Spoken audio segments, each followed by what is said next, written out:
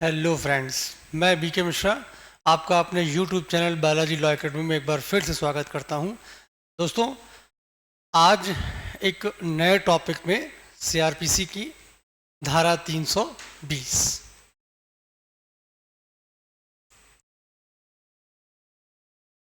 Section 320 अपराधों का समन। समन संस्कृत शब्द है। समन समन अर्थात शांत करना, समाप्त करना या खत्म कर देना। कोई भी जुडिशरी का एग्जाम हो, धारा 320 से एक सवाल प्रीलिम्स के लिए हमेशा बनता है। और चूंकि आप सिविल जज की तैयारी करते हैं तो आगे चल के आप बनते हैं मैजिस्ट्रेट, और जब आप बीइंग अ कोर्ट और बीइंग अ मैजिस्ट्रेट में डाइस पे बैठे होते हैं तो सीआरपीसी की धारा 320 आपसे आए दिन टकराती रहती है। क्योंकि सीआरपीसी की धारा 320 बहुत लंबी है, बहुत लंबी है, इसलिए बहुत झुंझलाहट होती है इसको पढ़ने में, बहुत झंझट होती है पढ़ने में। इसी समस्या को दूर करने के लिए एक छोटा सा वीडियो, एक छोटा सा रिव्यू इस सेक्शन पे मैं आपके लिए लेके आया हूँ। आज हम इस सेक्शन को क्लॉज वाइज समझेंगे। धारा 320 अपराधों के समन की बात करती है। तो अब सवाल ये खड़ा हुआ कि सर सीआरपीसी में तो अपराध है नहीं, फिर ये किन अपराधों के समन की बात करता है? तो हमारे भारतीय दंड संहिता इंडियन पीनल कोड 1860 में जो अपराध दिए गए हैं उन अपराधों में समन करना है आपको धारा 320 के माध्यम से। एक सीआरपीसी में चैप्टर है, चैप्टर 21A, जिसको हम सौदा अभिवाक या प्ली बार्गेनिंग के नाम से जानते हैं। तो अक्सर सिविल जज के इंटरव्यू में या एडीपीओ के इंटरव्यू में या किसी भी एग्ज़ाम के इंटरव्यू में एक प्रश्न यहाँ से हमेशा उठाया जाता है कि सौदा अभिवाक और अपराधों के समन, इन दोनों में फ़र्क क्या है, इन दोनों में अंतर क्या होता है। वो लास्ट में मैं आपको एक लाइन का अंतर बताऊंगा ये धारा खत्म होने के बाद।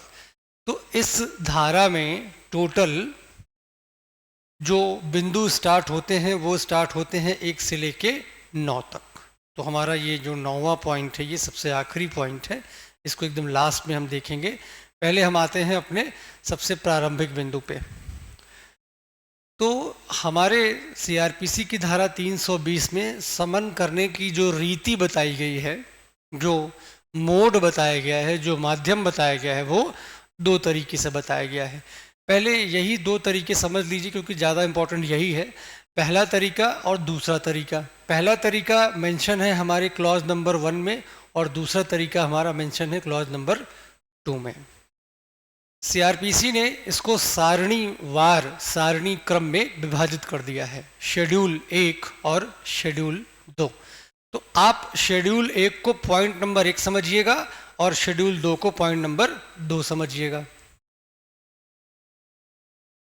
शेड्यूल 1 एंड शेड्यूल 2, इसको आप ऐसा समझिएगा। अब जब बात समन की ही हो रही है तो शेड्यूल 1 और शेड्यूल 2 में फर्क क्या है? शेड्यूल 1 और शेड्यूल 2 में केवल सहमति का फर्क है, कंसेंट का फर्क है। शेड्यूल 1 में जब पक्षकार अपराध में समन करता है तो उसको किसी से पूछने की आवश्यकता नहीं है, अपने स्तर में ही पक्षकार अपराधों का समन कर सकता है, किसी से परमिशन लेने की आवश्यकता नहीं है। लेकिन यहीं पे जो शेड्यूल नंबर 2 है, अर्थात हमारा पॉइंट नंबर 2 है, अगर उन अपराधों में वर्णित श्रेणियों के किसी वर्ग में अगर पक्षकार समझौता या समन करना चाहता है तो उसको न्यायालय की अनुज्ञा लेनी पड़ेगी, न्यायालय की परमिशन लेनी पड़ेगी। तो क्लॉज 1 और क्लॉज 2 में देखिएगा, पक्षकारों द्वारा समनी अपराध, पक्षकारों द्वारा समनी अपराध, और क्लॉज 2 में पक्षकारों द्वारा समनी किंतु न्यायालय की सहमति से। किंतु न्यायालय की यहाँ भी कर पक्षकार ही रहा है। पहले वाले में दूसरे वाले में केवल सहमति का अंतर आ जाता है। तो अब एक सामान्यतया दिमाग में एक विचार आता है कि जब दोनों जगह समन पक्षकार ही कर रहा है, मामले को समाप्त पक्षकार ही करवा रहा है, तो फिर दूसरे वाले पॉइंट पे न्यायालय की आवश्यकता क्यों पड़ रही है? तो आप इसको केवल ऐसे समझ लीजिए, पहले वाले शेड्यूल में जिन जिन अपराधों का वर्णन दिया गया है धारा 320 में, और दूसरे वाले शेड्यूल में जिन जिन अपराधों का वर्णन सीआरपीसी में दिया गया है, उन दोनों में दंड की मात्रा या अपराध की गंभीरता कम और ज्यादा। पहले शेड्यूल के जो जितने भी सेक्शन आप देखेंगे वो कम गंभीर हैं तुलनाकृत द्वितीय शेड्यूल के जो अपराध लिखित में या वर्ण या मेंशन किए गए हैं। अर्थात शॉर्टकट में समझिए तो पहला वाला क्लॉज हल्के प्रकृति के अपराधों के विषय में है और दूसरा वाला थोड़ा विशेष गंभीर प्रकृति के अपराधों के विषय में है। तो जो सामान्य अपराध हैं उनमें पक्षकार अपने से ही समझौता कर ले, सहमति कर ले। एक बड़ी लंबी लिस्ट है, ये आपको पेपर के हिसाब से याद करना पड़ेगा। पेपर में सेक्शन वाइज पूछ लेता है कि ये सेक्शन का जो अपराध है ये पक्षकारों की सहमति से होगा कि न्यायालय की सहमति से होगा। एक लिस्ट है, वो आपको याद करनी पड़ेगी। तो पहले और दूसरे पॉइंट में ये डिफरेंस है। पहले वाले में पक्षकार को किसी से परमिशन लेने की जरूरत नहीं है। उस शेड्यूल में जितने सेक्शन लिखे हैं पक्षकार अपनी सहमति से उसमें समझौता या समन कर सकता है। लेकिन जो हमारा दूसरा शेड्यूल है इसमें पक्षकार को न्यायालय की सहमति लेनी पड़ेगी। बिना न्यायालय की सहमति के ये नहीं होगा। दूसरा हमारा पॉइंट, ठीक, ये हुआ पहला पॉइंट और दूसरा पॉइंट।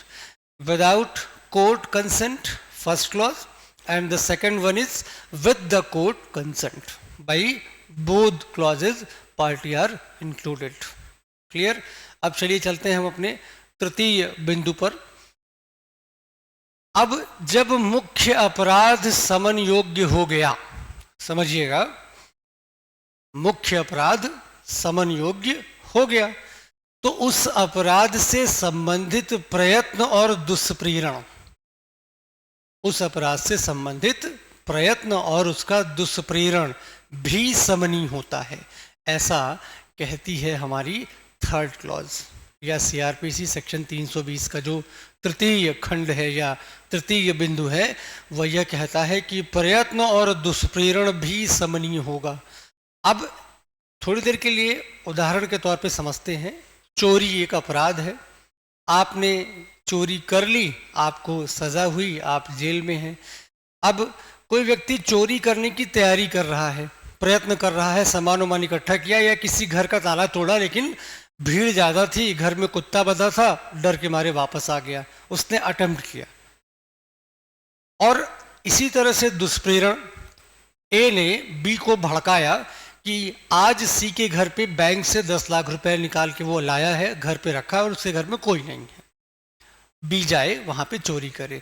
तो अपराध के संबंध में प्रयत्न और दुष्प्रेरण जिस तरह से मूल अपराध समन योग्य होते हैं, समनी होते हैं, उसी तरह से उनका प्रयत्न और दुष्प्रेरण भी समनीय होता है।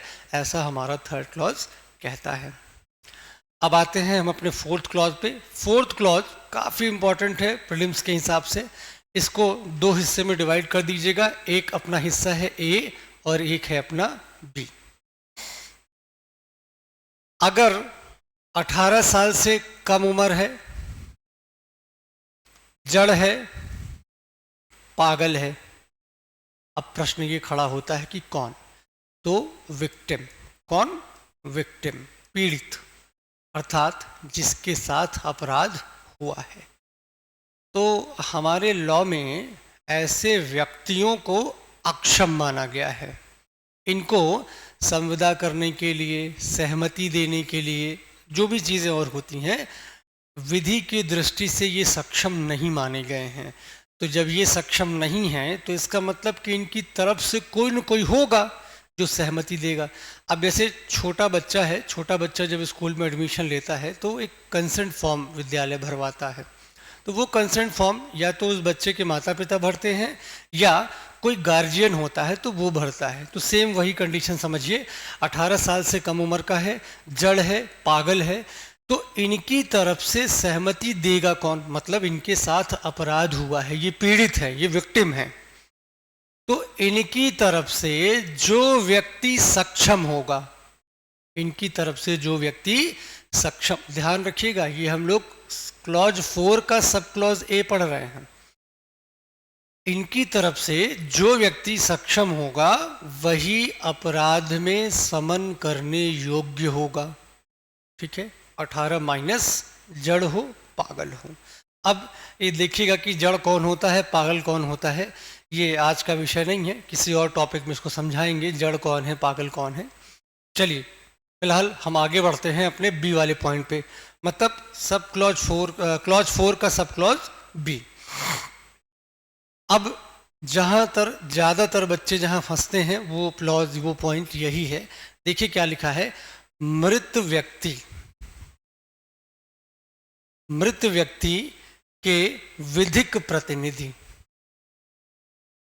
मृत व्यक्ति के विधिक प्रतिनिधि। अगर विक्टिम जो है, जो पीड़ित है, मर गया, जो पीड़ित है वो मर गया, तो अब मामले में उसकी तरफ से समन कौन करेगा? ठीक है, तो मृत व्यक्ति की तरफ से समन करता है उसका विधिक प्रतिनिधि। कौन करता है? उसका विधिक प्रतिनिधि, लीगल रिप्रेजेंटेटिव। अब पेपर में प्रश्न यह आता है कि किसी मृत व्यक्ति का कौन व्यक्ति विधिक प्रतिनिधि है, ये आप पता कैसे करेंगे?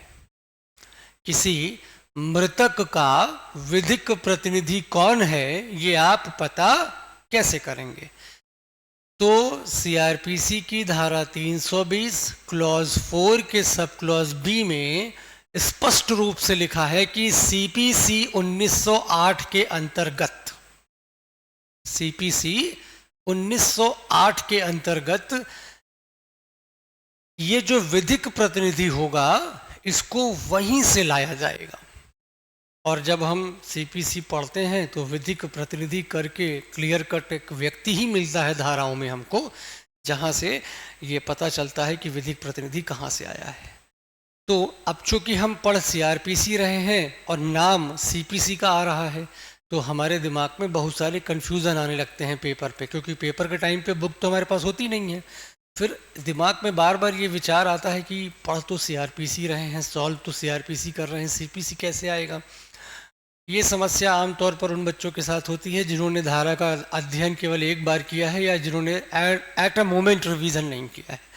जिन बच्चों का रिवीजन अच्छा है, तैयार है, उनके साथ ये समस्या नहीं आती। और फिर पेपर का समय एक ऐसा समय होता है जहां हर इंसान डरा हुआ होता है, और जब इंसान डरा हुआ होता है तभी वो कोई गलती करता है। तो और जब हम गलती करेंगे तो ऐसी गलती मत करिएगा। CrPC sub clause 4 sub clause B साफ साफ कहता है कि मृतक का विधिक प्रतिनिधि सीपीसी 1908 से आएगा। अब आपके ऑप्शन में रहेगा सीआरपीसी से निकाला जाएगा, भारतीय वयस्कता अधिनियम से निकाला जाएगा, भारतीय संरक्षकता अधिनियम से निकाला जाएगा, इनमें से कोई नहीं। ठीक है, तो ऐसा कुछ भी कंफ्यूजन में होकर गलती मत कर दीजिएगा, सीपीसी से ही निकलता है ये विधिक प्रतिनिधि।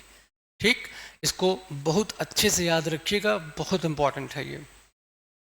तो क्लॉज 4 सब क्लॉज बी तक हमारा हो गया। अब हम लोग आते हैं क्लॉज 5 और 6। तो क्लॉज 5 और 6 में मिक्स निकाल दिया है, इसको समझिएगा, एक साथ कर दिया इसको आपकी सुविधा की दृष्टि से, आपको याद करने की दृष्टि से। क्या है वो एक साथ? कि कंपाउंड कौन कौन कर सकता है, किसी मामले में समन कौन कौन कर सकता है, या कौन सा न्यायालय सक्षम है ये कराने के लिए। तो trial court, appellate court, revisional court, किसी भी न्यायालय में कर सकते हैं, कोई समस्या नहीं है, बस मन बनाइए करने का, हो गया। न्यायालय की तरफ से आपको हर फोरम में ये सुविधा उपलब्ध रहेगी, चाहे वो आरंभिक अधिकारिता का कोर्ट हो, चाहे अपीलीय अधिकारिता का कोर्ट हो, या रिवीजनल कोर्ट हो, किसी भी कोर्ट में आप ये करवा सकते हैं। अब एक बहुत ही महत्वपूर्ण प्रश्न यहाँ से बनता है कि जब हम किसी मामले में समन करते हैं तो फिर ऐसे समन का प्रभाव क्या होता है, ये पेपर में खूब आता है। अच्छा, अभी एक पॉइंट अपना 7वां बचा है, इसको देख लेते हैं हम लोग। 7 नंबर का पॉइंट, समन का प्रभाव बाद में देखेंगे। तो देखिए, अगर कोई ऐसा अपराधी है जिसको पूर्व में दोष सिद्ध किया गया है, अगर कोई ऐसा अपराधी है जिसको पूर्व में दोष सिद्ध किया गया है, तो थोड़ा सा उसके प्रति सीआरपीसी क्रूर हो जाती है। क्रूर क्यों होती है समझिएगा। तुम एक बार अपराध करके जेल में रह के सजा काट के आ गए हो और तुमने दोबारा अपराध कर दिया, मतलब तुम इतने ढीठ टाइप के इंसान हो। थोड़ा सा समझिएगा। इस वजह से सीआरपीसी का क्लियर कट कॉन्सेप्ट है, प्रीवियस कन्विक्टेड पर्सन को धारा 320 का लाभ नहीं मिलना चाहिए।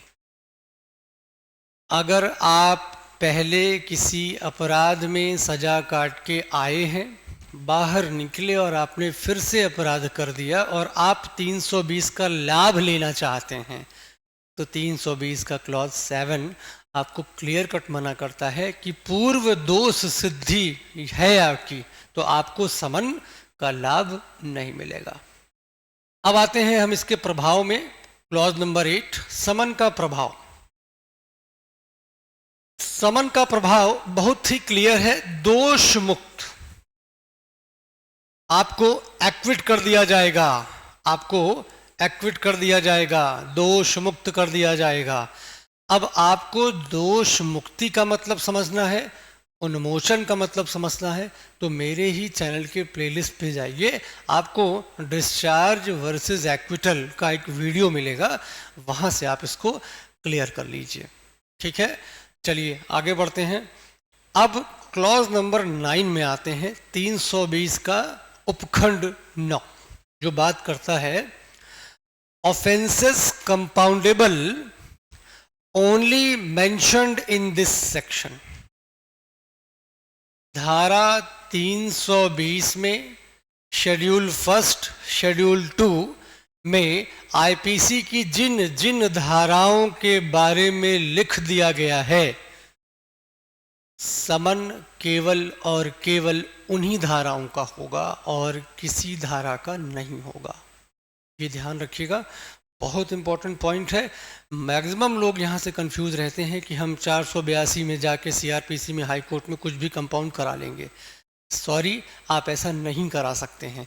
अगर 320 की लिस्ट में उस धारा का नाम नहीं लिखा है तो कहीं से भी कंपाउंड नहीं होगा, ये आप ध्यान रखिएगा। कंपाउंड कराना है तो शेड्यूल 1, शेड्यूल 2 में जो सेक्शन मेंशन है, जो प्रोसेस बताई गई है, उसी प्रोसेस के हिसाब से मेंशन करिएगा, अदरवाइज मत करिएगा। तो अब एक प्रश्न हमारे सामने खड़ा होता है कि compounding versus plea bargaining. Plea bargaining पे भी बहुत जल्दी मैं टॉपिक एक बनाने वाला हूं आपके लिए। कंपाउंडिंग और प्ली बार्गेनिंग में डिफरेंस क्या होता है? तो कंपाउंडिंग और प्ली बार्गेनिंग में डिफरेंस समझिएगा। अगर किसी अपराधी को इसका लाभ दे दिया गया, अगर किसी अपराधी को समन का लाभ दे दिया गया, तो ऐसा अपराधी दोष मुक्त हो जाता है। क्या होता है? दोष मुक्त। अभी अभी आपने पढ़ा है क्लॉज नंबर 8 में, दोष मुक्त कर दिया आपने इसको। ठीक, अगर आपने किसी या न्यायालय ने किसी को सौदा अभिभाग, प्ली बार्गेनिंग का लाभ दिया है, तो उसके साथ क्या होगा? उसके साथ देखिए, प्ली बार्गेनिंग मतलब सौदा अभिभाग, बार्गेनिंग कर रहे हैं आप। तो बार्गेनिंग जब आप मार्केट में करते हो तो क्या दुकानदार पूरा पैसा छोड़ देता है? पूरा पैसा नहीं छोड़ता, कुछ कम करके छोड़ता है। बस वही कॉन्सेप्ट यहाँ लगा दीजिए आप। जब किसी अपराधी को प्ली बार्गेनिंग का लाभ दिया जाता है तो सजा कम हो जाती है, सजा कम हो जाती है, सजा कम हो जाती है। तो अब देखिए आप, कंपाउंडिंग का क्या इफेक्ट होता है और प्ली बार्गेनिंग का क्या इफेक्ट होता है, इसको ध्यान रखिएगा। काफ़ी इंपॉर्टेंट टॉपिक रहा है ये अपना। रिवीजन करिएगा, पढ़िएगा। और किसी स्पेशल टॉपिक पे अगर आपको कुछ चाहिए तो आप कमेंट बॉक्स में टाइप करिएगा, आपको वहाँ से वो चीज़ें वीडियो के तौर पे बना के दे दी जाएंगी। तो ये था एक छोटा सा विचार मंथन सीआरपीसी की धारा 320 पे। इसको अच्छे से पढ़िए, रिवीजन करिए, प्रीलिम्स के लिए बहुत इंपॉर्टेंट सेक्शन है। बहुत छोटे तरीके से कोशिश की है मैंने आपको ये समझाने के लिए। अब इसको आप रिवीजन करिए, अपने नोट्स में लीजिए। बाकी अगला वीडियो बहुत जल्दी सीआरपीसी पे प्ली बार्गेनिंग का मैं ले आऊँगा। आप हमसे जुड़े रहिए, उसको देखते रहिए। बाकी अगर कोई व्यक्तिगत समस्या हो तो बताइए। आपको अगर हमसे जुड़ना है तो प्लेलिस्ट पे जाइए, बालाजी लॉ एकेडमी का हमारा ऐप डाउनलोड करिए, वहाँ पे कोर्सेज डिवाइड है, आप वहाँ से कोर्सेज प्राप्त करिए और अपनी पढ़ाई करिए सिविल जज के लिए। ठीक है, चलिए मिलते हैं किसी नेक्स्ट वीडियो में। Thank you once again.